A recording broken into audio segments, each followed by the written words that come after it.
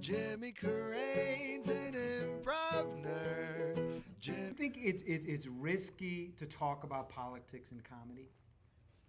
I think it can be, but I think that's also kind of the place for it because you kind of have to have a sense of humor about so much of it, and so much of it is so ridiculous that it deserves to be made fun of, you know? We did, while I was in Denver, we did this piece that Tom Flanagan had written for the ETC show that was happening at that time.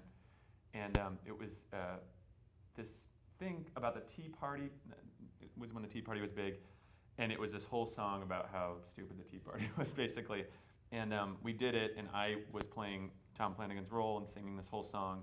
And Denver is weirdly like very liberal, but surrounded by very conservative areas.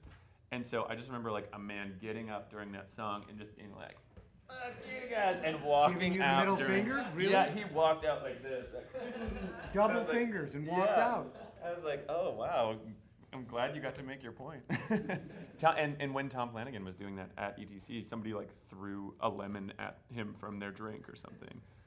So I mean, if you're getting that big of a reaction about it, I think you're hitting a good nerve. How do you live with that? Because I have a hard time. Honestly, I have a hard time with that.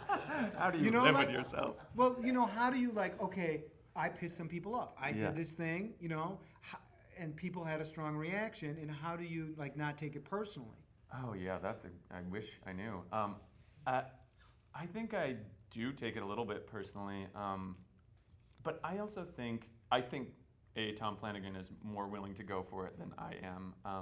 I think I would be more careful on the front end, and not that he was not careful. He wrote an amazing scene, but I feel like I probably do less pointed attacks, or you know what I mean. Mm-hmm.